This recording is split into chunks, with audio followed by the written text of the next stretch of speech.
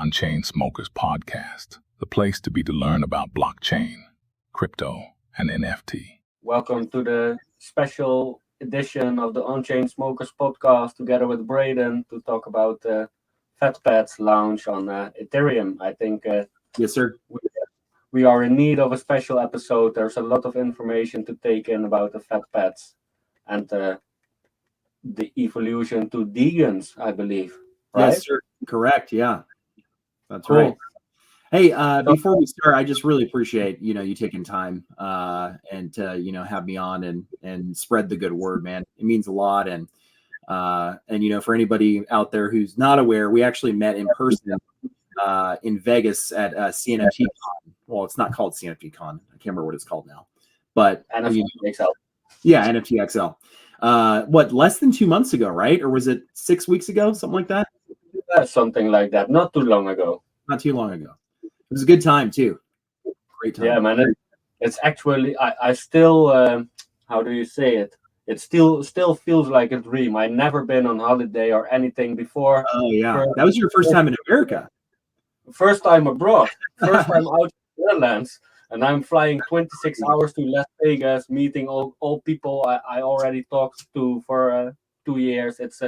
It was amazing, man. And if you now tell me it was a dream, I would believe that too, probably. Yeah. And Vegas is like that. And I can't imagine the first place that you show up in America is Vegas too. That's wild. That's like a wild experience, man. That's right. Wild. Yeah. Also, again, thanks for having me on, dude. I'm really happy to see you and happy to be here. Yeah, man. Thanks for joining us. And the feeling is mutual, man. Thanks for joining us. Thanks for getting some time for us. And of course.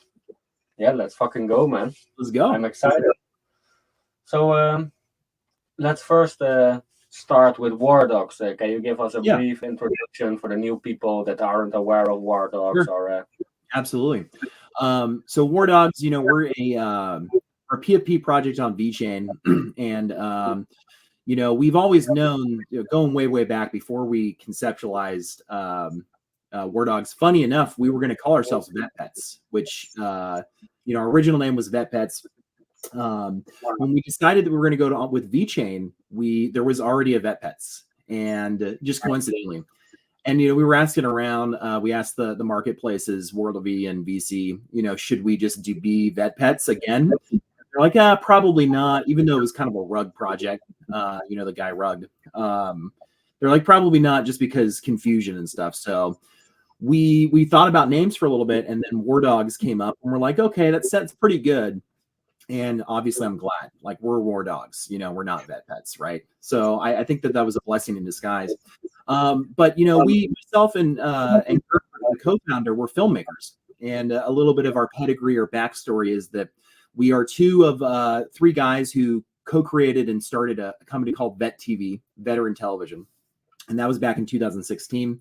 It became successful. It was an SVOD service, service video on demand, I think is what SVOD stands for, but or subscription based. And so basically it was a subscription based model where people would subscribe, to this day, they still do that.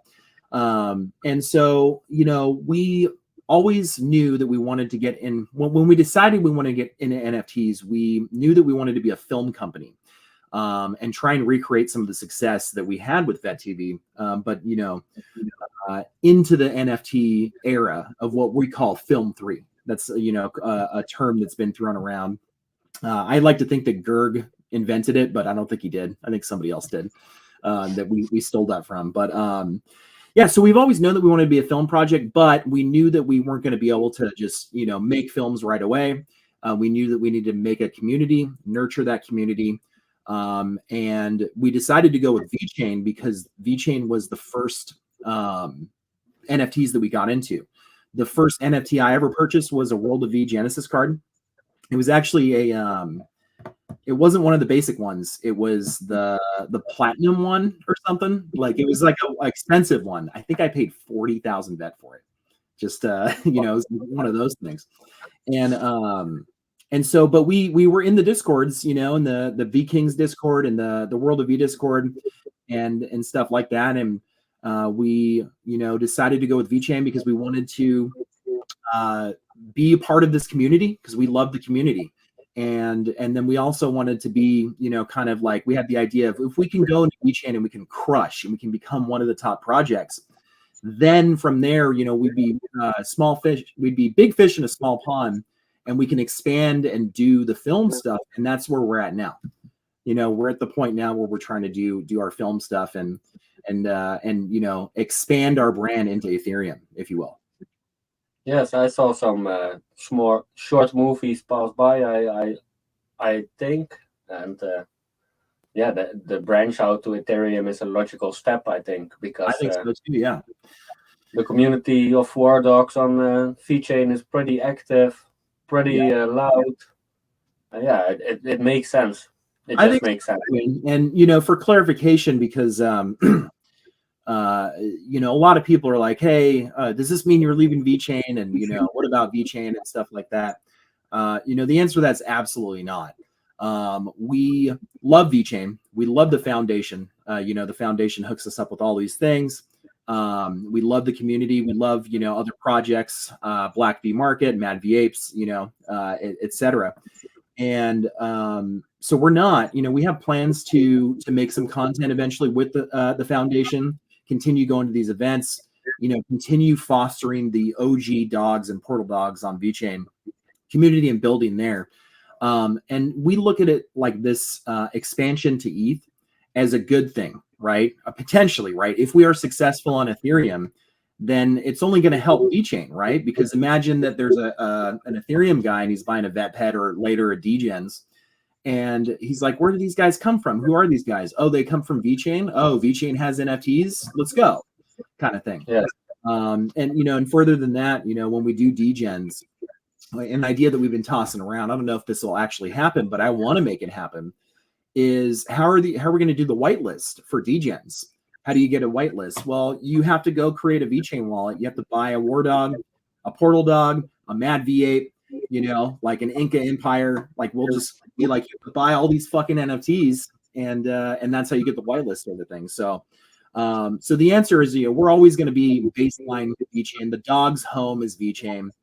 The expansion to ETH is, it's logical. It's business. We need more funding. We need more eyes on the project.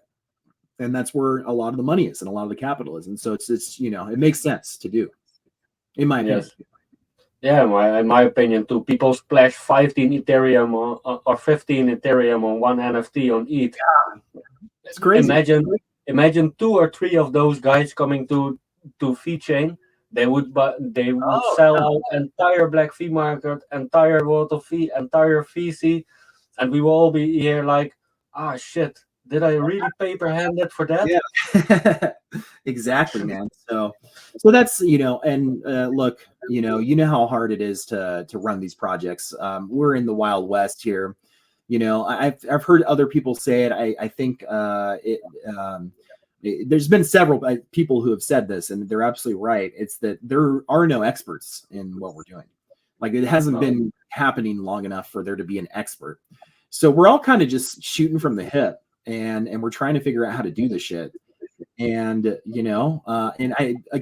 we've talked about it in Vegas and then, in spaces and stuff that right now it's tough. And so what we're doing is, hopefully going to pay off. Otherwise we wouldn't be doing it, once mass adoption happens and once more the bull run comes back and stuff like that.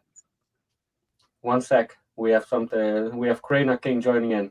Okay, cool. Yeah, dude. What's up, guys? How you doing? Pretty good.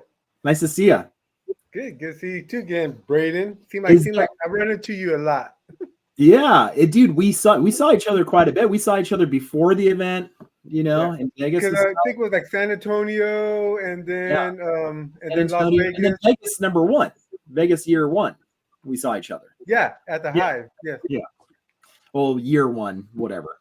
I is know that what you're talking about. Background? Like, is that actually behind you? Yeah.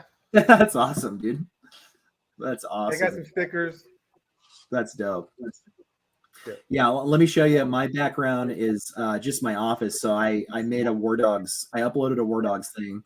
I don't know what's better, the VVardogs, because my dog is actually behind me. So War right. dog. It's working. I like it. Yeah. Nice to see you, dude. Yeah, gotta be part of this. So, what I missed? All I did was I kind of gave an intro to VVardogs, and explained how we're expanding to ETH, and I use that word expanding because we're not abandoning VeChain, and that sort of thing, and that's about it, right, Murtagh? Yeah, we just talked about the introduction about who is VVardogs, where did VVardogs originated from, why VETPets, and some Cool. small future things. So we still have a lot to cover, in my opinion. So I'm glad you're here, Krana. I'm in, man. I'm a couple claws deep. For those, I switched over to White Claw a couple weeks ago because I was telling Murtagh before we hit record, man, I'm getting old. Old, and you gotta pace yourself, huh? You don't heal as quickly. Grams of carbs in them, I mean, so there you go. Cool, man. So let's move on to the next question. Okay. At first, the VETPets were limited to 1,000 pieces, but now the collection is somewhat bigger. Yeah, it's a little bit bigger. So it's 1,169, and so we're doing that because once we did the sign up. So I should say that what's happening with VETPets is that it originated as a burn event. So it's important. Two things are very important about VETPets. The two most important things are that we burn dogs. We burn our tokens on VeChain because we're in the bear market, right? And so if there's fewer dogs, if we have a smaller supply, when people start coming back in and the bull happens again and VeChain's seeing volume, the dogs will be better off. The dogs who have NFTs with fewer NFTs, it'll help the floor price and stuff like that, right? So that was the first thing, is how do we burn dogs? And we combine that with our our foothold that we're trying to gain in Ethereum. The second thing that's important about VETPets is that we hook up dogs for as close to free as possible for being holders and for supporting us. And so that's where the free part of it comes. It's not free. It's as close to free as possible. You're sacrificing, $20, $16 to $20 dogs for an Ethereum NFT that potentially could be worth more. And so we want to give dogs that opportunity. And we're making no guarantees. The Ethereum, the VETPets on ETH, it may do well, it may not, right? But we're at least giving them a chance. And so those are the first two things that are important. When we started getting the numbers back of how many people are active and how many they wanted to sacrifice, we're running the numbers and we're like, okay, it's really only going to be like 600 to 700, but we want to round it off, so we went to 1169 because that's like a DegenZ nice number, right? And we figured, we got advice from a marketing company that we're sort of working with, that we're going to work with a lot in the future, and it's that you probably want to do a small portion of it as paid mint because Ethereum people, like, the whole point is to get Ethereum people. But what happens if it's all just VeChain people that have NFTs on Ethereum, right? So it wouldn't cause people to trade. I mean, maybe it wouldn't be ideal if there were no Ethereum original people buying in to VETPets, if that makes sense. And so, yeah, the collection size is 1169. It's going to be anywhere from 600 to 700 of those go to the dogs. So right off the bat, it takes away, and then we're going to have a small mint, and we'll use the funds from that mint to help us with the DegenZ art, because we're actually starting to conceptualize that, and we've got some really, really good ideas about that. So yeah, I hope I answered your question, but it's still a relatively small supply. I feel like 1169 is pretty small, right? Yeah. So, Definitely. And if 600-700 are airdropped, sounds more than doable, right? Yeah, and here's the thing I should say too. Those first two things are the most important. Minting out and getting the money is third to those two things. I want to be clear about that. That's bonus. And so if for whatever reason, due to market conditions, if it's slow, we're not going to wait weeks. It's that weekend. Like, hey, look, if it's not going fast, we're not going to fucking keep it going. We're going to shut it off. And we're going to be like, hey, there's there's 900 vet pets, or there's 700 vet pets, or there's only 1,000 of them. It's over. That's how many there are. Let's move on. And the reason that we're doing that is because, you know, the mint part of it's bonus. It's bonus to, you know, help fund the company. But I should say that, you know, our long-term plans are, it's not, I didn't mention as one of the two important things that VETPets pumps, right? It would be amazing if it does. Do not get me wrong. It'd be fucking great if we had a high floor price and, you know, it's pumping and this and that, and it becomes a top project. I wouldn't complain. I don't think anybody would complain about that. But as I mentioned, you know, we're thinking more long-term. We're not expecting VETPets to go to the fucking moon. What we're expecting is DegenZ to go to the moon, right? Because we're going to put all this money behind it. We're going to shoot all this content, and we're going to market it, and, you know, as professionally and as well as we can. We're going to make the TV show, and then we're going to mint the DegenZ NFT show project after the show airs. We're hoping that the show brings us like mass fucking NFT peeps, you know, to our side. And so what's going to happen is each VETPets counts as a free mint for a DegenZ. And so we're hoping that VETPets retroactively one day pump. Because once people are like, how do I get a free DegenZ? Oh, I just have to own one of these dogs, and then they'll start trading it, right? So it's a weird thing to ask your community to wait for Moon. And I know that you guys probably go through this, right? When you're talking like to your communities, hey, there's light at the end of the tunnel, or, you know, one day it's going to happen. And so you know who the, you know, the true dogs are when they're like, yeah, I see it, man. Like let's get those DegenZ up, and let's get VETPets pumping, you know, as a retroactive sort of thing. Yes. You know, is it all going to work? Nobody knows. You know, that's the business we're in. So, but I also think an important point to mention in all this is the community is 50% of that hype. You know, so if the community really wants to see that pump, if the community really wants to see the future developed, it takes two, you know, it takes the project developing, and it takes the community making noise, because you actually are holding a part of the VVardog company. And what do you do if you own a part of a company? You want it to grow, and to grow it, you will have to do some effort, in my opinion. And I think, at these events, I remember at first at the Hive event, I remember the NBA community, they showed up with all their shirts. There was a group of them. And when they show up in groups, that stands out. You know, even if it's just 10, 12 people all with the same shirt, it stands out at those conventions. So, yeah, community liking, retweeting is a big deal. And I think it seems like every project on VeChain has their core community members that are, you know, ride or die. And that's good to see. It's good to see that every project has their own, you know, little community members that are rep that project more than any other project. And it's a good thing to see. yeah, man, you're absolutely right. And first of all, shout out to my boys over there at NBA. Powerhouse project. Like leaps and bounds, you know, the domination, like world domination. Those guys, I have absolutely zero doubts that they will be a big, like one of the biggest brands in NFTs one day. Zero doubts about that. You know, you're absolutely right, Pina. Like the way that me and Gerg look at it is, if you can, you know, if you can foster a community. And if you just had, you know, and we kind of back plan it. Well, I don't know if that's the right way to say it, but let's say you have 1,000 people in your community that are diehards, right? You know, dogs, we're somewhere around like 100 diehards, right? That have stuck through it, that are, you know, maybe it's less, maybe it's more. But if you can get to 1,000 diehards, you are going to make a living for the rest of your life.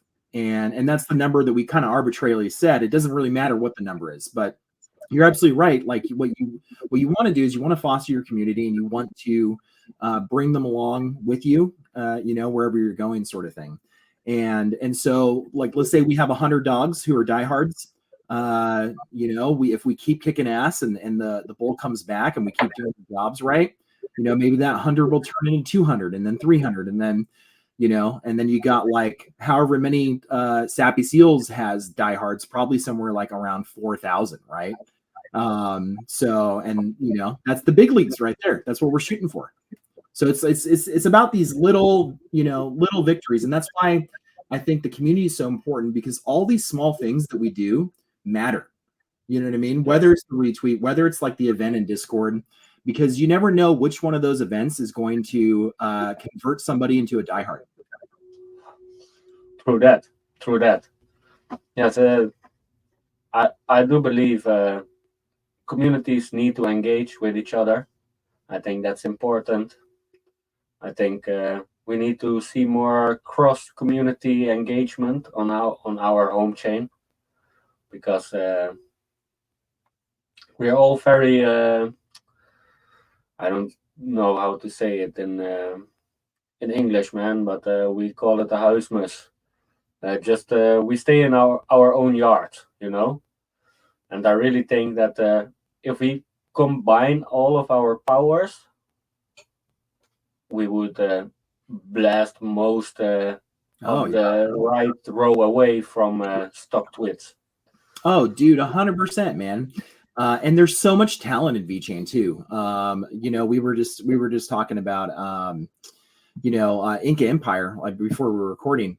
I mean, what an impressive project, and what like good mentality that they have, because they know what they're building, they know what they have, and they're patient, right? But back to what you were saying, I feel like VeChain NFTs and the communities are getting so much better about that.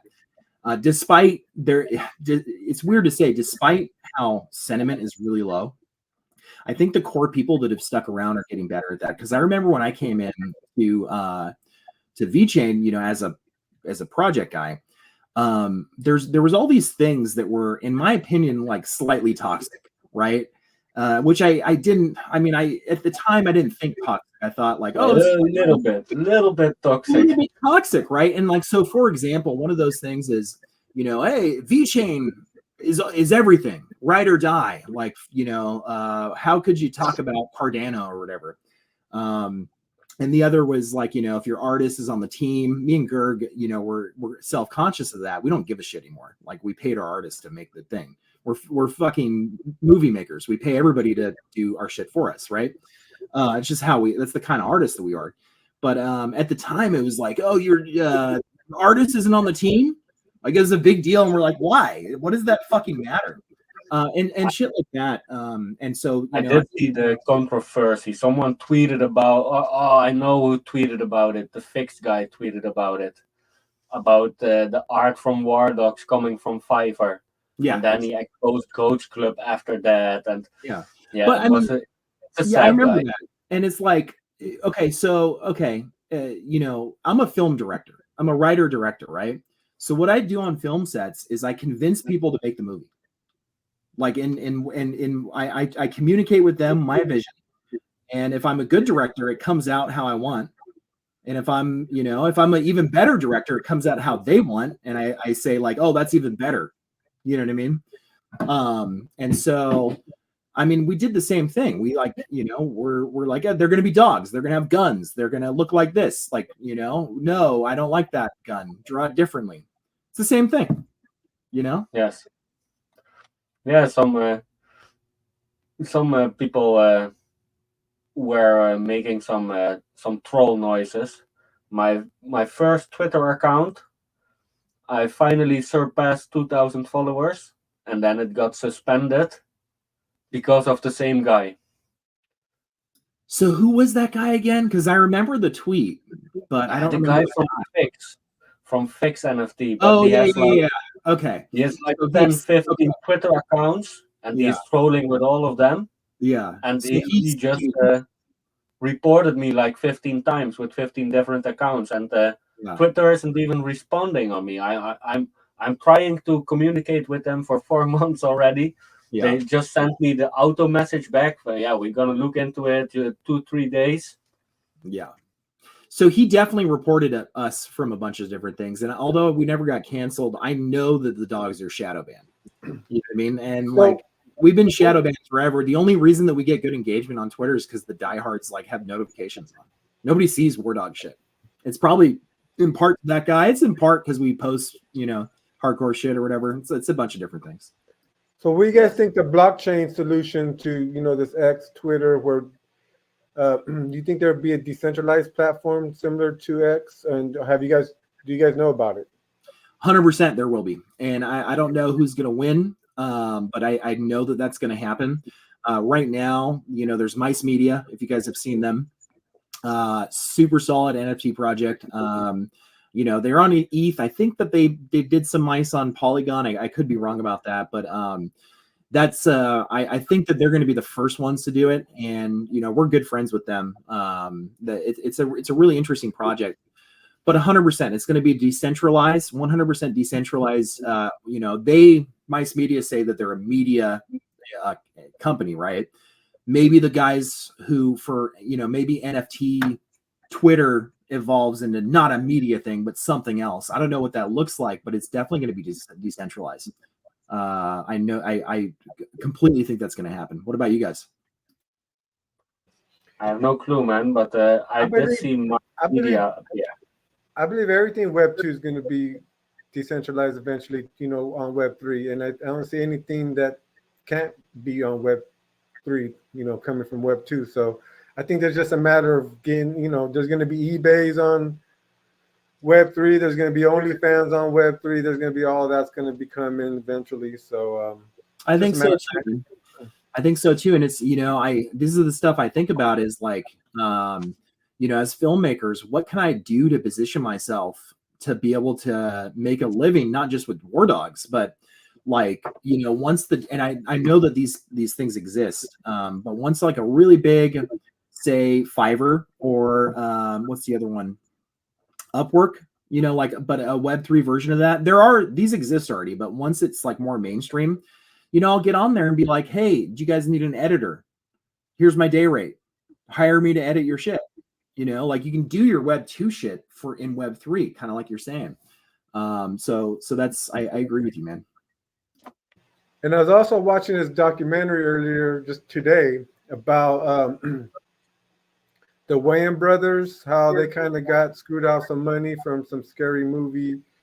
And people were like, how that happened? They're like, I don't know. You know what I mean? It was just like, never got calculated right. But I could see something like blockchain hopping with that too, where people are getting what they're entitled to and have more ownership and get some hands out of the cookie jar. Maybe there's some hands in the cookie jar that don't need to be there anymore. Oh, dude, you're absolutely right about that, man. I mean, like take the film industry, which, I know a little bit about. There is so many middlemen and, people, hands in the cookie jars, ownership. Like if you're a Hollywood writer, first of all, most Hollywood writers are criminally underpaid. It's not like, all of them are millionaires. Your average person working on a TV show, like a TV show you watch on TV, is making like $70,000 a year, and they're in the writing, and that's in California. That's like poverty, you know what I mean? And they're in the writer's room. But if you write a Hollywood movie, you own a very small percentage of royalties on it. You don't own it at all. You don't own the rights to it. And so that's something that we want to be pioneers in is film 3, like back to DegenZ and back to the long-term vision is the idea of making, not only the filmmakers owners, but we're not making a studio the owner of it. We're making the people who own the tokens owners of it, right? And I should be careful with how I say this because I've been cautioned to not promise anything with how it's going to work with, like, do I own the movie? If I own a DegenZ, do I own part of this movie? You can infer what I'm saying. The answer is yes. Like we're going to do that, right? I don't give a fuck. But however it works, we'll figure it out. Whether you have to do it as a security or whether you have to do it, a different way. Like that's the road that we're going down. And I don't know if DegenZ is going to be the one that does it, but maybe the show that we make after that is, or maybe the movie that we help somebody else make is the first one, and they do a little NFT project. What happens if NFTs as we know it don't go away from PFPs? Like, you know what I mean? Because we all know that NFTs are eventually going to be something else, right? And maybe it's not a PFP project anymore. Well, it still stands, whether it's a picture of a dog or it's a little movie ticket that everybody has, like World of E style, where it's just all the same. Oh, I got my movie ticket. I own part of the movie now. And what's cool about that, I know I'm rambling a little bit here, but what's cool about that is that what you can do is you can now, let's say I have 4,000 holders. I always say 4,000 because I know that Sappy Seals has 4,000. It's kind of a goal of mine eventually. But let's say you have 4,000 holders of your token, and then you make a show or a movie, and then it's not just me then and Gerg emailing Netflix and being like, hey, we've got the show. Do you want to buy it from us? It's 4,000 motherfuckers making noise on Twitter about it. So I don't know. I know I'm rambling a little bit, but this is the shit that excites me, man. But I see what you're saying, because I kind of always try to preach that if you own an NFT in a project, you're a part owner of that project, and you need to kind of act accordingly and treat it like it's your business, and rep it like it's your business, and promote it like it's your business, because you are a part owner. You know what I mean? I think that's a great thing from an investor point of view, to be able to kind of, take a risk on some of these projects. And, it's a risk, but it's like, betting on Jeff Bezos in his garage versus him on his yacht. You know what I mean? That's what we're, I'm looking for that Jeff Bezos in his garage. You know what I mean? I see Murtagh in his garage all the time. See, that's why I bet on Murtagh all the time. You know what I mean? So I'm looking for that. You know what I mean? The next, you're going to find it. You're not going to find it, sitting on the shelf in some bougie store or somewhere. You got to find it, and you can take a risk on some people, and you got to take a risk on people who are willing to do the work, and that's really who you're investing in, is the team. And being an owner of this NFTs, you could protect your investment by contributing in any kind of manner, whether it's like and retweet or getting involved with the community, but when you're protecting your NFTs, you're also protecting the other communities' NFTs too. So if everybody has that hive mindset where let's protect our NFTs together, it's that 1 + 1 = 3 type of movement, and we're more than just our sum. And I believe that we'll get there one day. I think we do have the foundation of core community members to where we could build on top of that, and with new members coming in, and little by little they're going to come in, but we just need to retain what we have as far as community members and build on top of that. Well said, man. Yeah. And, one of the issues is that, and I do not fall into this, but I know that a lot of people, even a lot of people in our community and a lot of people in ETH and I don't know if it's the majority, but a lot of people and everybody outside of NFTs thinks this, think that NFTs are not an investment, that, it's more of a collector's thing. Right. And I get that. I get the idea of that it being a collector's thing, but at the same time, we're heading to where they are going to be an investment. Whether VVardogs is an investment now or it's just a collector's item, not when I say we VVardogs, yes, but everybody, like the whole fucking thing's heading towards this. Where it's like, okay, well, if we get it all right with the lawyers and all that, it's like, well, it's an investment. Now you're investing in a fucking movie. But let's say it's something not a movie. Let's say that all we did was our comic book, right? Well, now you're an investor in a comic book company, right? So I agree with you, though. I'm 100% like, yeah, the community, it's a two-way street, and you got to be able to convince the community to get at it, right? Because so many people are demoralized, and the bear is hurt. So like, I think that's another thing that NBA, going back to NBA, they do a good job with their community. They empower their community to use their brand to do whatever idea they got. I think that's a great idea of community engagement, and yeah, that's important. Community, you can't do anything without the community, so they're needed. Oh yeah, NBA. I mean, yeah, exactly. Like with the general and his company, and stuff like that. It definitely, like when we were making VVardogs, we're like, hey, you can decide whether is it CCO. You decide whether you're a CCO or not, like legally. Of course, in this world that we're in, we talk about there's maybe 50,000 people in this little universe, like maybe. It's like there's not that many people in here. There's more, fucking subscribers of Vet TV than there are people in Web3. And so when you talk about that, you really like should let people use you should let them have ownership of their NFT. You should let them make shirts of it, capitalize it on however they can, because why the fuck wouldn't you do that? Like, why wouldn't you want somebody out there promoting your project, with their shirts and stuff? Dogs are the same way. We just aren't as, rock star as MVA, because those guys are just next level, but we're getting there. We're getting there. We have a good big brother to look out to as VNFT projects, I think, and I think the community of MVA is doing a big part in their floor prices, and I think most communities will have to start understanding that paper handing will not help your investment. I look a lot at the market, and I see people that, for example, minted a war dog for, what was the mint price? 900 FET? 8 or 900, I think so.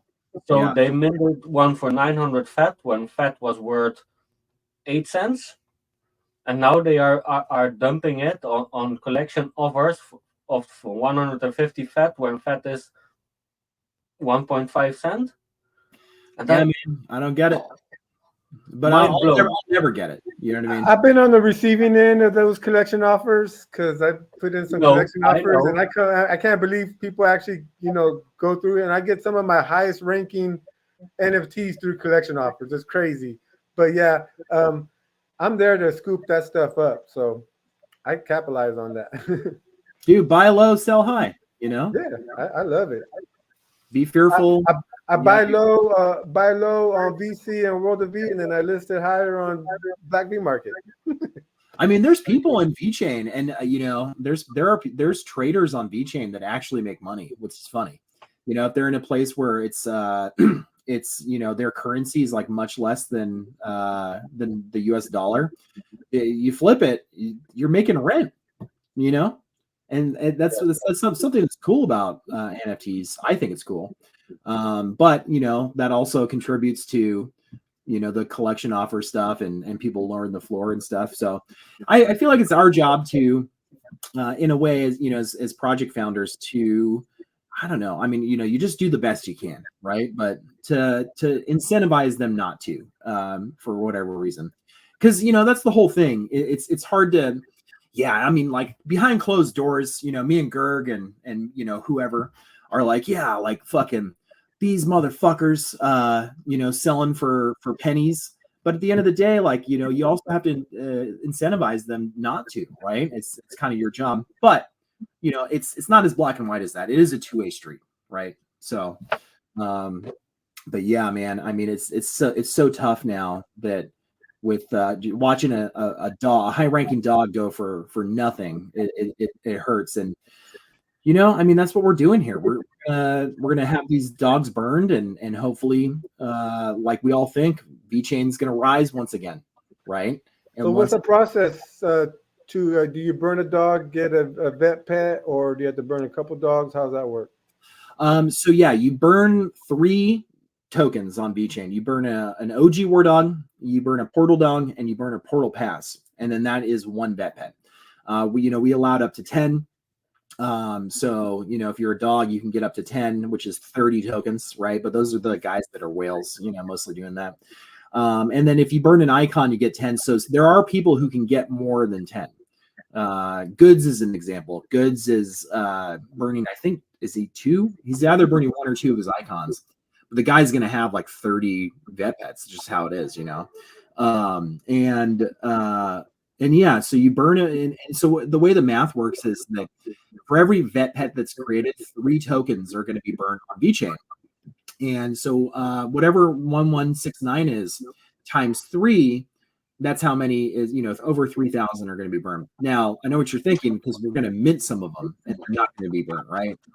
So what we're doing with those, and we're going to get as close as possible, is we're going to take some of the mint funds. If it's all the mint funds, like let's say we don't mint out, then so be it. It's all the mint funds. and we're going to initiate a buyback program. And so we're going to buy back however many of those tokens we need. Let's say we mint 500. Then we're going to buy, me and Gerg are going to buy back, 1,500 fucking dogs and portal passes and shit from people, whether it's collection offers or, I'll make an announcement in the Discord saying, hey, this is the price. If you want us to be your exit liquidity, now's the time, sort of thing. But we're going to buy back that many, and then we're going to send those to the burn as well, if that makes sense. And I'm not promising the exact number, but we'll get it close. We'll get as close as we can. Because, it's going to increase the floor too. So we might have to take a break. You know what I mean? If we're buying a bunch of shit, we don't want to artificially pump them, but we also want to burn these motherfuckers. So, is there a difference between a OG dog that's had, been put through the portal than one that hasn't? And how do you know which ones? So yes, there is. The only way to tell is on VC. We still don't have that mechanic on World of E. So if you go on VC, the dog will have a little icon. It's a little blue circle, or maybe it's white, and it signifies that they have been through the portalizer. The floor price on unportalized dogs is higher than that of the already portalized dogs, which makes sense, right? And so I'm glad you mentioned this, because dogs that you're burning, there's OG, there's portal, and there's portal pass. The OG dog that you're burning, that has to be an already portalized dog. We don't want to burn non-portalized dogs. We want to burn the ones that have already been portalized. And so that's a good question. Cool. That's good to know. I mean, that's good to know. So I'm glad. I like when if you're doing something with the project, and there's a kind of a differentiation between certain NFTs, that the ones that stayed OG are kind of have a separate value.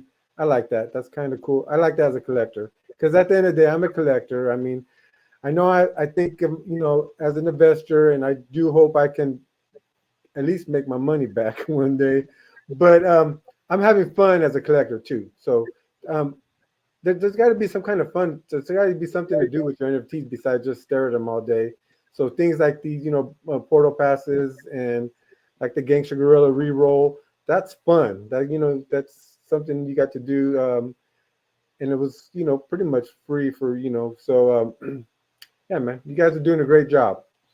Thanks so much, man. And so are you guys. When you talk about active Discords, so many Discords are dead, but Black V Market, Gangster Gorillas, Inca Empire, you guys kick major ass still. And you guys have, back to what we were saying with the followers and the people who believe in you, you guys have that. And that means that's half the battle right there, And so I think that if we all stick it out, and as long as I don't get on a Twitter space and be like, oh, fuck you all, or whatever. I don't know. I'm just making something up. But as long as you don't shit the bed and fuck your whole company for whatever reason, then we all have a shot, Yeah, don't get canceled. Yeah, just don't get canceled. Cancel me, please. Try. Have you guys seen Vet TV? It's like the most fucked up shit ever. Like me and Gerg can't be canceled. I'm sorry. I've seen some clips. I remember your one boy that was hanging out with us in San Antonio too. I've seen him in some new clips too. Oh, so yeah. he kills it. Yeah, he does a good job. He's so good. Yeah, he works at Black Rifle Coffee, and that's that's a legitimate how do you say it? It's a public company. Like you can buy their stock and shit. They're the real deal.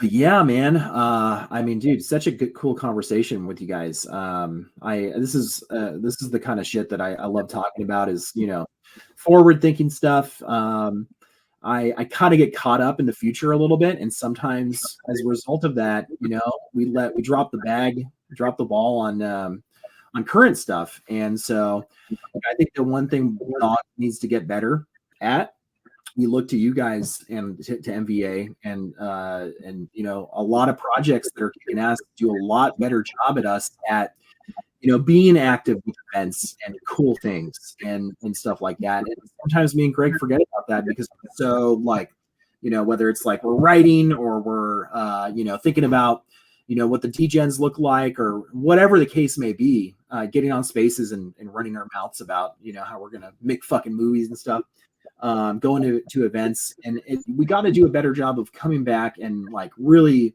making things fun. And you guys do that well, and so do some other projects. So that's something that I'm conscious of.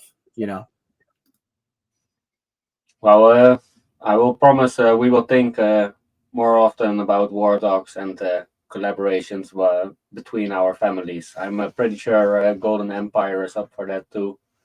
So yeah, I'd love to, man. I'd love to. Let's kick some asses, man. Let's go, dude. I mean, dude, a simple one's poker. Who doesn't like poker? Yes, that's the baseline. Yes, after the podcast, I have a poker event together with Goats Club and Gangster Gorillas for holders only. You guys have a poker event too, right? With Poker Wizards of Poker. So that already occurred, but those guys, that was last Sunday, I think. Those guys do it up. Have you been to one of their games? They had like 100 people in there. We have one next week, I believe, together with them and Black Flea Market. So just Black Flea Market and. I don't know how they do it, but they bring a shitload of people. They had more people than I've ever had in a Dogs game, so they're doing it right. How much did they have? Yeah, I think it was like 160 something. It was a lot. We still hold the record. You guys hold the record? What'd you guys get?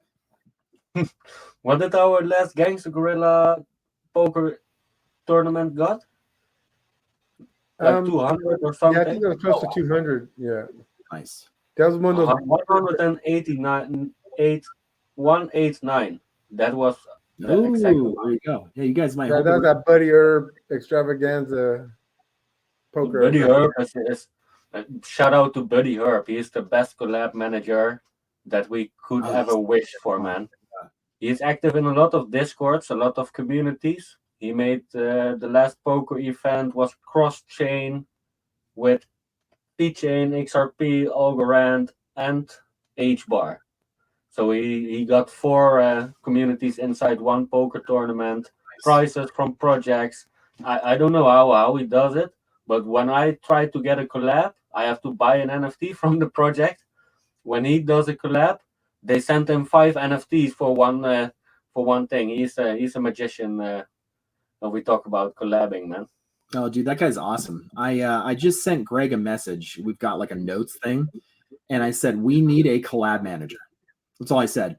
Because honestly, that's the first time I've ever thought about it. The way our brains work is that, I mean, unfortunately, it's a business, but we need like more help with business style decisions. We're both creatives, both creative people. Yeah. We're trying to build something that's creative, but it's also a business. So like, ideally, we're adding people to the team, and that's why we want to get some more capital. But yeah, dude, we got to get a collab manager going.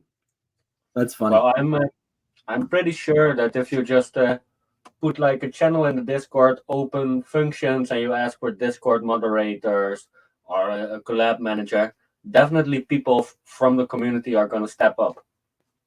Yeah, you're absolutely right. That's a good note. And you don't even have to pay them, or don't have to pay them is a big word. But most of the time I work with commissions. If I have moderators, or we benefit them with early access and beta things like that, they have dips on burning or re-rolling their gorilla, for example, and stuff like that. It's another way of rewarding. I don't think money always have to be the incentive to help the project. Work for NFTs. I will work for NFTs. We'll work out. I'm gonna get a cardboard sign. We'll work for NFTs. That's what's up. Imagine when homeless people have their address you know, Oh, their V-World address. Can you please donate anything help? dude, that's such a funny thought. The QR code on the with the QR code on the I believe, I cardboard. really think that if a homeless person has like a trust wallet where you can just throw in every coin and he has a QR code, and on the street, I think crypto people are more incentivized to just drop him some shit coins Yeah, than rich people are with a fat stack of money in their pocket 100%. to give him $1. Dude, it is so gonna happen after the mainstream, after like crypto, you know, because like replaces money and shit. It's so gonna happen. And it's funny, I've been playing a lot of Cyberpunk lately, Cyberpunk 2077, because they had an update and there's like an expansion pack. It's fucking rad. If you play video games, like you have to play Cyberpunk as it is now. It's an amazing game. I wish I had the time, man. Oh yeah, dude, I make the time. I don't sleep. You know what I mean?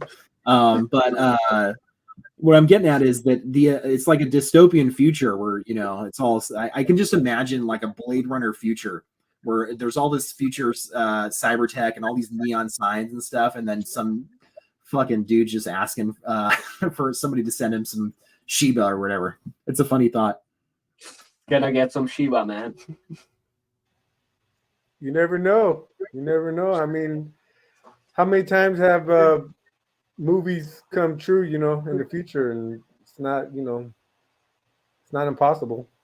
Yeah, there's this whole like philosophy: do movies predict the future, or do movies create the future? You know what I mean? That's a trippy conversation. Like The Simpsons, you know, do they? And then, you know, the thing with The Simpsons is, do they just make, because there's however many 700 episodes, 800 episodes of The Simpsons. Is it just like they make so many episodes that one of them's bound to match up? Who knows? I don't know. I saw that. And we're talking about The Simpsons. They have intel. I'm sure they have intel. Because they got it like down to the outfits, you know? They got it down to the clothes, like what these people are wearing. Look, I'm not going to deny you that theory. Let's just say that I've actually been, the last couple of years of my life, been a lot more open-minded about shit like that. So I'm not gonna disagree with you. I'm not saying I don't have proof, you know, but there are too many coincidences. I think the most famous one is with Donald Trump on the escalator. It's like just a frame for frame identical. And then, so here's the thing, though. So okay, here's a theory. So The Simpsons just did that, right? Like they just made that. What if whoever is in charge now, you know, the Trump campaign, when they won, they're fans of The Simpsons. They're like, dude, we have to get him on an escalator. Let's recreate that. I mean, I don't know. I'm that's trying the to only way. Razor. What's the simplest? That's the only way besides time travel to make that happen. Yeah. The time travel thing, dude, I'm into it. I personally, I know that we're getting way off topic, but when I tell people, you know, I'm not the most religious guy. I did grow up religious, but when you know, I'm in Texas, so there's a lot of religious people, and when they, you know, ask me, and I'm honest with them, I go, hey, look, I'm not judging you about anything, because what I believe is literally more crazy in mainstream than believing in, you know, God and stuff. Is that I think we're in a simulation. That's what I think. I think we're in a computer program. So I don't know. I mean, I don't know that to be true, but I think that it's the most likely one. And, you know, gun to my head, if somebody's like, dude, are we in a sim? I'm gonna be like, yeah. I think it's all kind of crazy when you think about it. Even like a lot of these Bible stories are pretty far-fetched when you think about it from a logical point of view. But if that's what you grow up believing, it's not. You know what I mean? It's just another story. So I don't know. I feel like the more I learn, the more I realize I don't know what's going on. That's it, man. Exactly. That's the whole point, is that we don't know a goddamn thing. It's funny that you mentioned the simulation, because in our first episode, I also talked about my belief in that we are living in a simulation, and it's what made me decide that is what I believe, is when I heard that the new Sims game is going to have AI integrated, and that basically means they will start developing their own games, their own programs, and at some point those Sims characters will forget that they are Sims characters, and they will just start living their life. Yeah.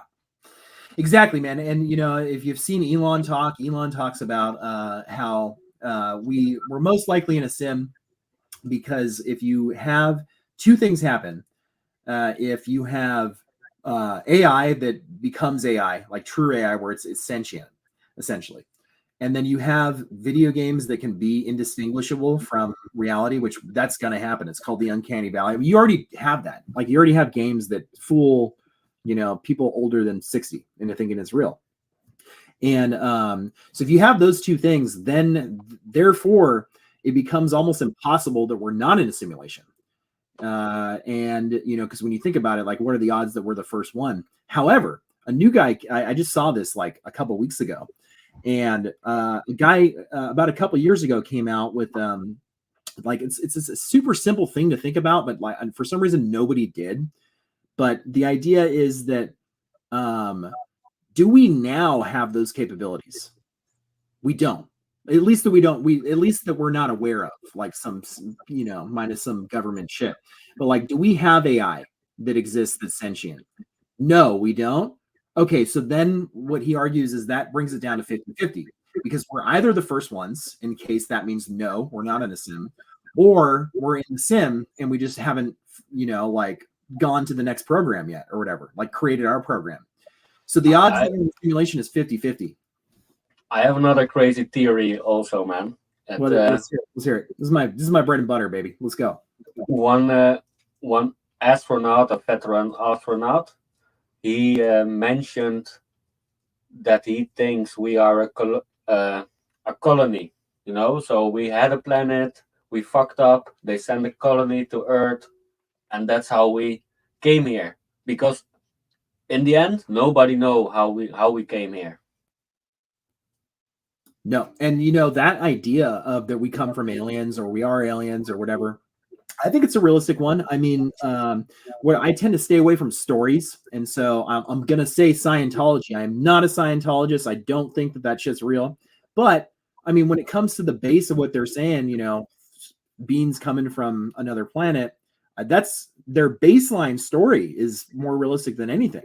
It's just when you get into like the specifics where it's like the guy came up and then he flew a fucking plane or whatever their shit is.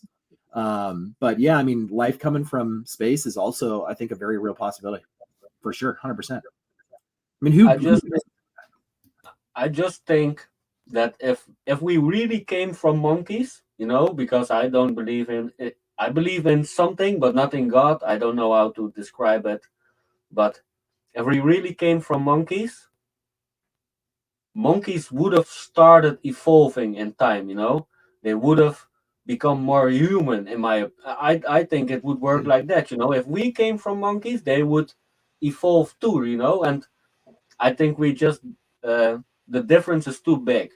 So maybe there was a alien interference. So that's something I thought about too. Like Neanderthalers got fucked by aliens, and that brought Homo sapiens. Yes. Well, I think there was different, what they call humanoids or whatever, because we're Homo sapien, right? And there were other.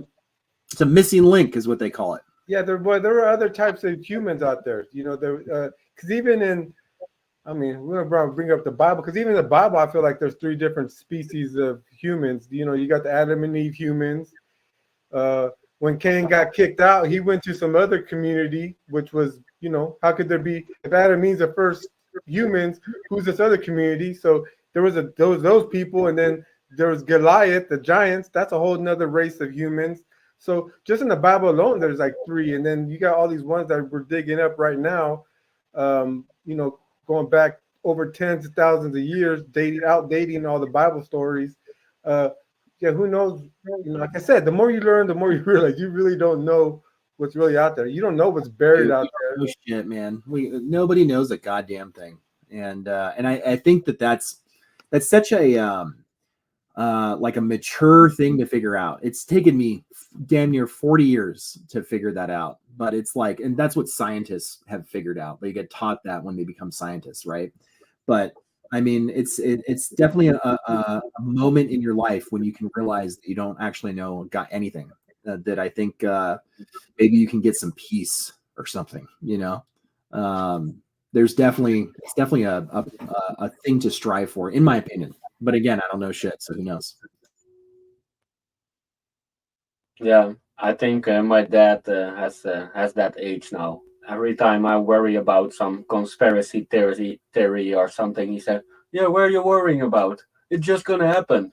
Yeah, well, I'm worrying about my kids, my future, their kids. But I just think at a certain age, you just give up. You can worry your whole life, but you ain't gonna change shit. Exactly, man. Yeah, I mean, you can't stop what's coming. Nobody can. So what's the point? But I believe that's the thing that they want us to believe. Yeah, it's exactly. It's a tough pill to swallow. Well, individually, nobody can change it. It would take a lot of like-minded people, heading, in the right. Like you think of like a pack of lions. Let's say there's 12 of them, and they go after a herd of gazelle. There's like 500 gazelle, right? Yeah. How are they able to scare all these 500 gazelle? What happened if all those 500 gazelle just turned around and say, "We're not running from you. We're going to run towards you," and sooner or later, those lions are going to quit picking on that herd of gazelle. You know what I mean? They're going to go find another herd to pick on. So, but yeah, I mean, we are the gazelle. The people in power are the lions. But they have us. A few people control the many, and it's just because we're all afraid. I mean, at the end of the day, we're all afraid, I guess. Yeah, afraid and comfortable. I just saw a video that's it's really powerful. It says this is what herd mentality is, and it's a farmer. And he has a goat. He's got all these goats around him. And he takes the goat and he throws it into the river. And I think what they're doing is they're getting them to bathe, I think. But he throws the goat in the river. And then all the other goats jump in and follow him.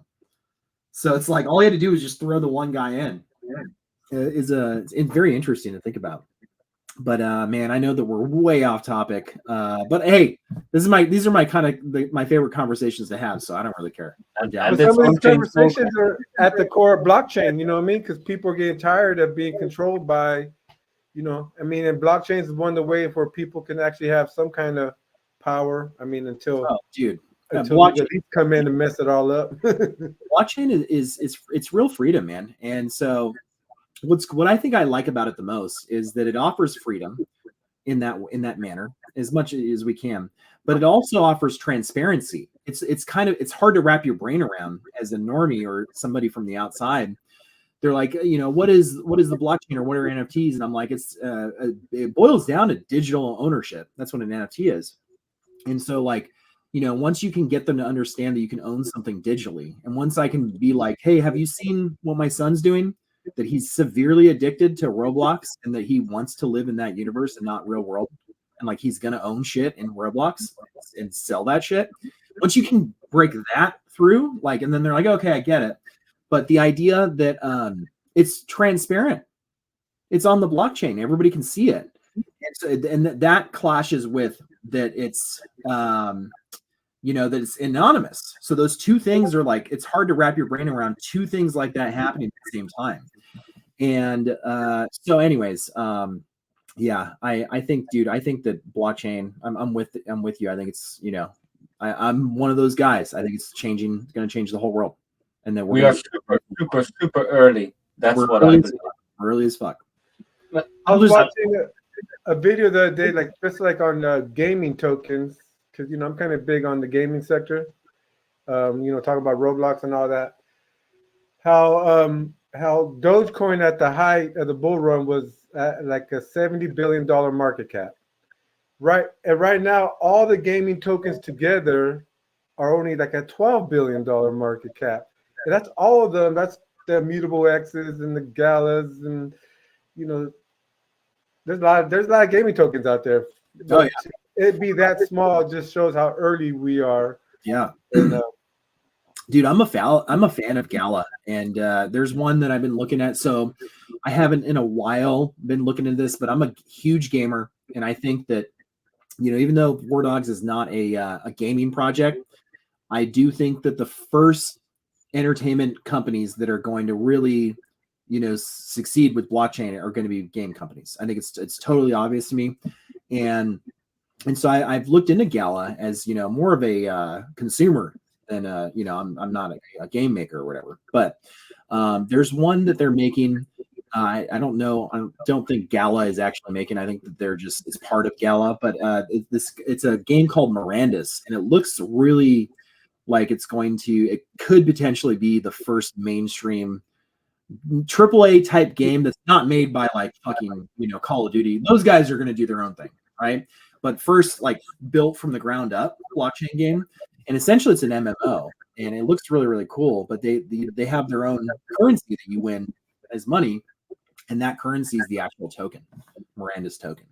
And so, I mean, dude, it's such a no-brainer that this shit's going to take off. Like, not necessarily.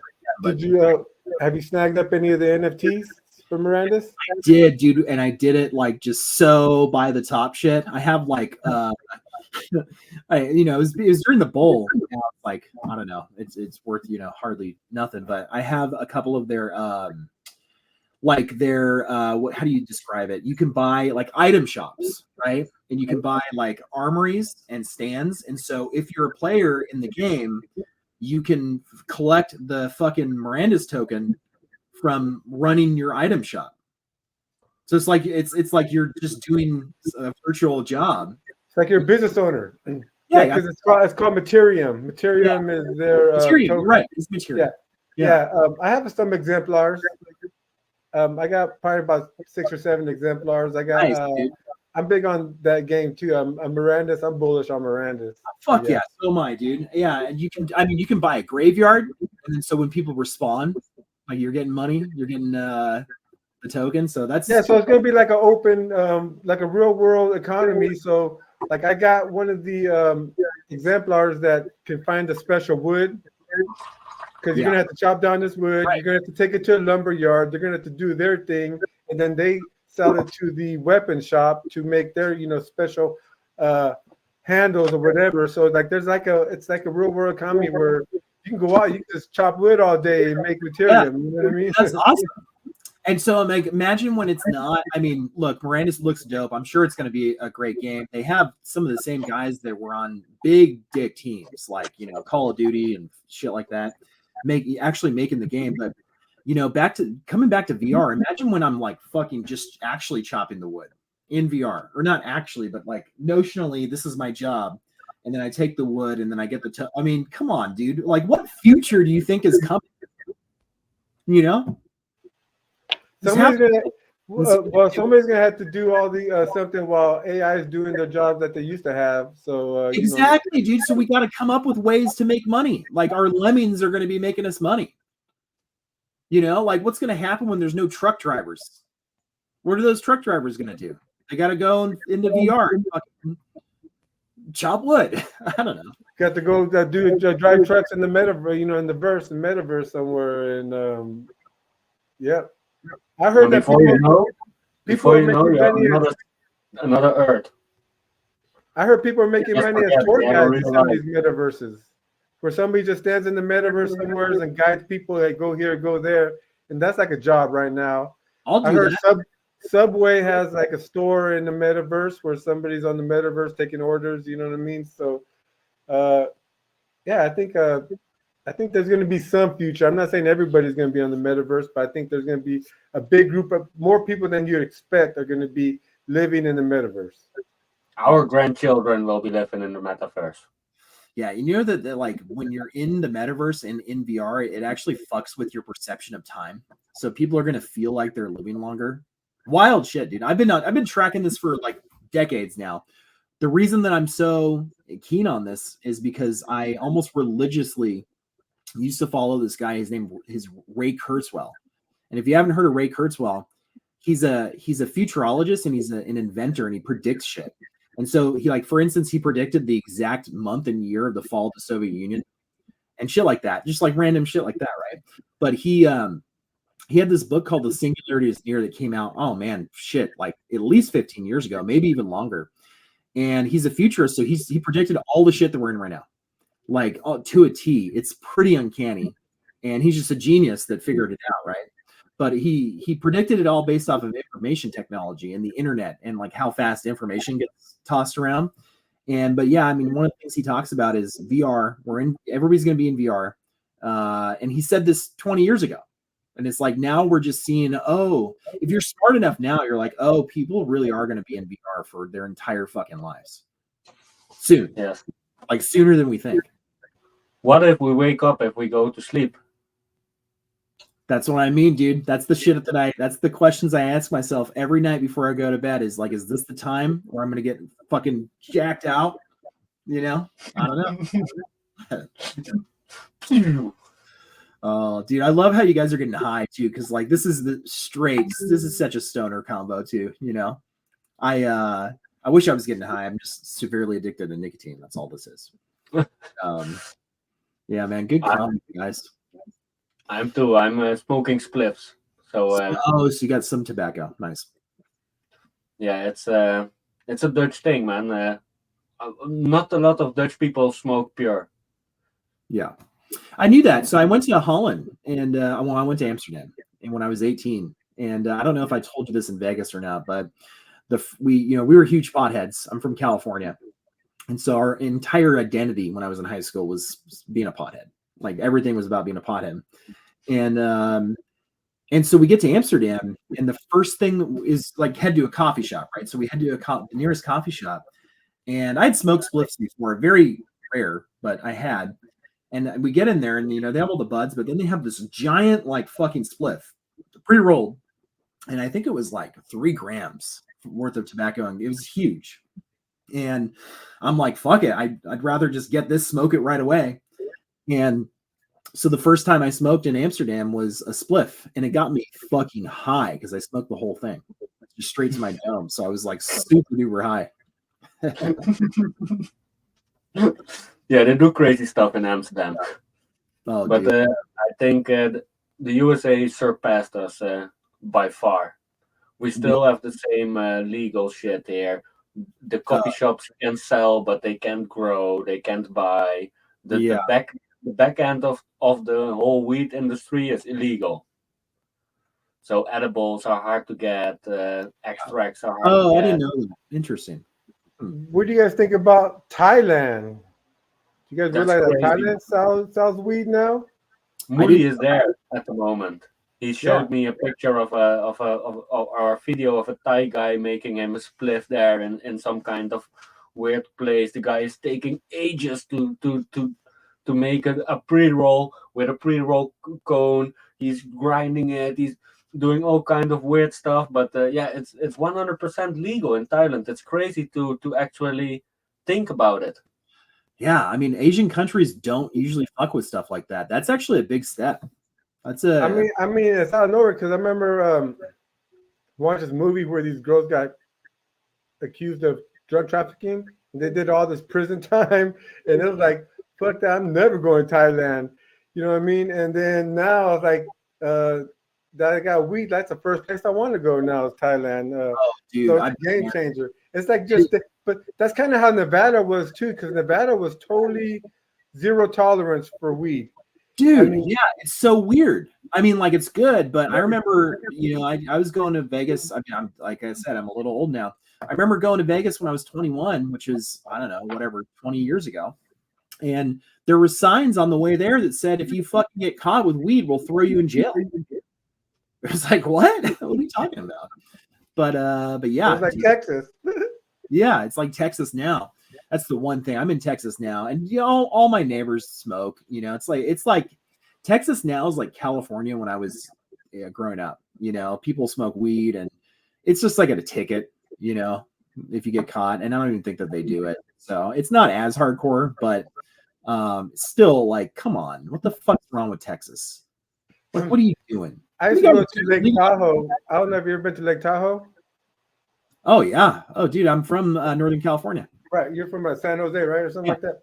Okay, well, Lake Tahoe is right at the border of California and Nevada. So, like, one of the buildings had to change the eave because it was going over the California state line. So, like, the state line's in the middle of the street. So, where we stayed at our hotel, it was in Nevada, And that guy used to get so pissed at us when we smoke weed on, on the property.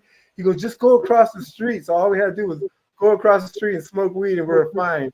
It's just funny how you can just cross the street and you're good.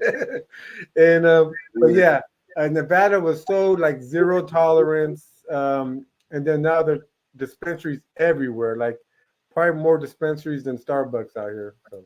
Yeah, man, dude. I mean, I wouldn't be surprised if Texas, in my opinion, when you have like a lot of people that want, and this is the democracy part of us, even though I think that we're a republic more than anything, but like if a bunch of people, if most of the state, the majority of the state wants to legalize something, and then you should fucking do it.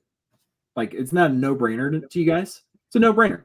I would be surprised if Texas didn't fall into that. I don't know for sure, but I got to think that most people want to just legalize it now. So you have to put it to vote, right?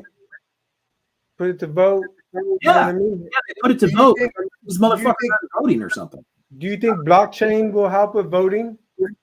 Oh, you think that in the future, where people, always question is voting, having on blockchain where everybody can see it and you can't be pulling no funny shit, you know what I mean? Because I'm pretty sure it happens, you know what I mean? Yeah.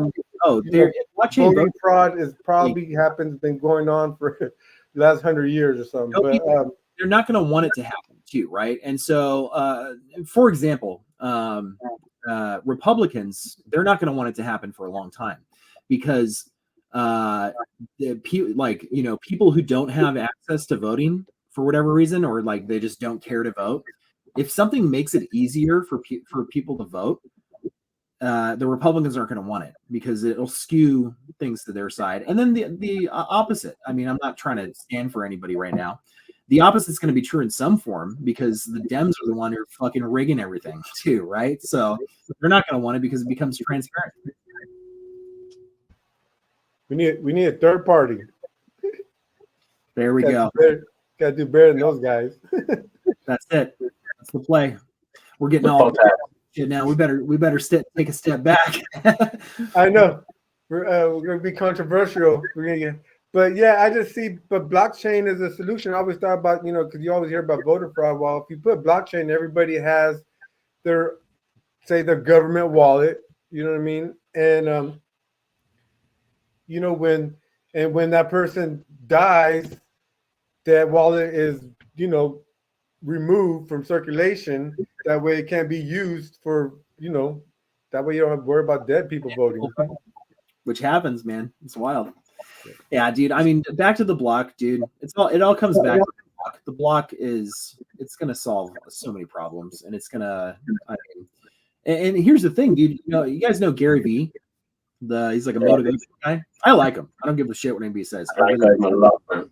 Yeah, he's awesome. And I remember a video a year and a half ago, maybe around when we were making VVardogs.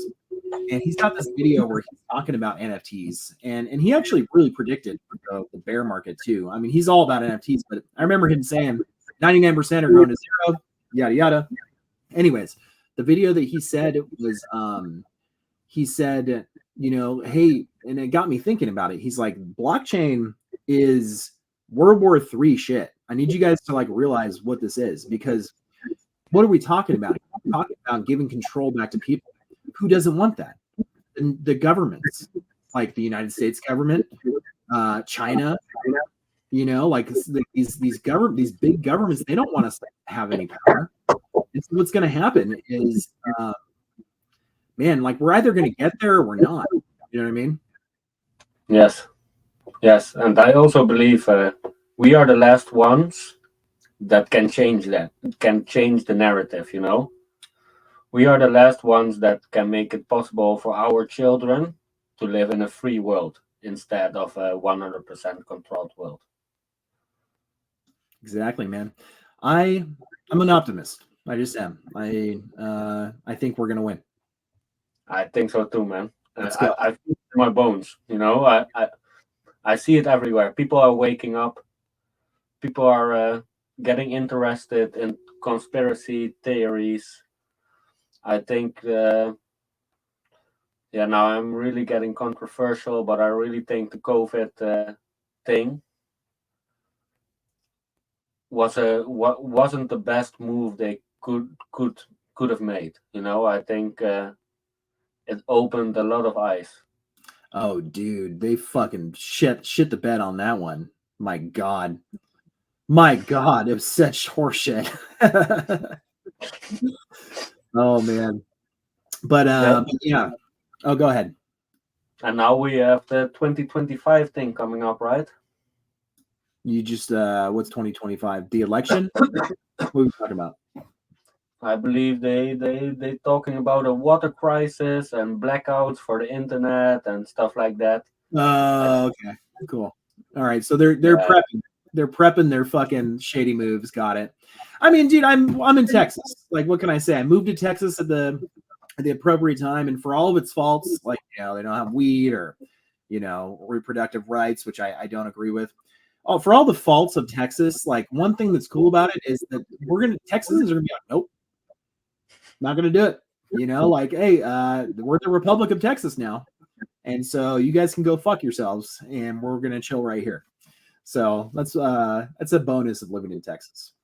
But listen, guys, I don't want to cut this off. I'm getting texts from my wife. I'm supposed to help her out. Is it okay if we start wrapping it up? Because she's my wife. She's a champion, but our kids are fucking crazy. Like, they run around and that, and she, you know, I know you guys know what it is, but they're wild ass children, and she needs a little reprieve. I wonder where they get that from. Where they get that from? The mom or the dad? They get it for both of us, but I was a wild child too. I was the worst, the absolute worst. So, any closing words about war dogs and any reasons why people should start looking into war dogs and you know, hey, like I said, if you believe in the blockchain and you are a fan of TV and film, and you believe that you know, people, filmmakers and creatives should have the ability to make what they want and not what somebody else wants, or, you know, have a narrative that they have to follow. You know, like, if they want to be original, then believe in the VVardogs, because we are Film 3 pioneers, and so, you know, the VVardogs collections and all these things that we're doing, they're the first steps in something that's bigger, and that bigger world is, you know, a world where you know, people aren't beholden to Hollywood and the garbage that they spit out, but they can make the content that they want, and that's kind of what we believe in, and that's, like, you know, we're going to see it out as best as we can. As far as the VETPets coming up, you know, you're if you're seeing this, you're too late to burn your VVardogs. I should say that. You're going to have to mint them if you're just now seeing this, but give it a mint anyway. It's going to be 0.02, I think, which is like $40 on ETH. We're keeping it really, really cheap. And you know, if you hold on to that, I can't guarantee you it's going to go to the moon, but I can guarantee you that we're going to try and send it to the moon when DegenZ comes out, because it acts as a free mint for DegenZ. So that's the pitch. I really, really appreciate you guys having me on and you know, expanding the word to a different audience. It means a lot. You guys are fucking rock stars, and I do want to collab more with just small stuff, whatever it is, and I just really appreciate your time, guys. Cool, man. It's mutual, and I just want to say, everyone that's looking into this, I will drop the Twitter of VVardogs in the description, so you can go and follow them. I will make sure this comes out with a collab giveaway between Black Flea Market and VVardogs, or on-chain Smokerz and VVardogs. I have to say, sorry, Krana, I'm stealing the honor. But I'm super excited to release this next Wednesday. It's an extra episode, so thanks for your time. Thanks for your time, Krana. I know we actually have a bi-weekly schedule, and thanks for joining. Yeah, I'm like, what's going on? When did this happen? I didn't hear about this. And he's Murtagh, like, well, I guess I'm gonna do this alone. I go, I'm gonna jump in, but get in here. But now I'm glad I came in. Glad, you know, hang out with Braden. That's always, you know, I'm always down to hang out with Braden, whenever and wherever. Anytime, any place, you guys name it. I love you guys, and thank you again. And if you want to join another time to just talk bullshit or talk about other projects or just whatever, you can always DM me. We can always make some time for you. And A you're always newsflash welcome. for War Dogs, a 5-minute blog for War Dogs, a little sketch from DegenZ.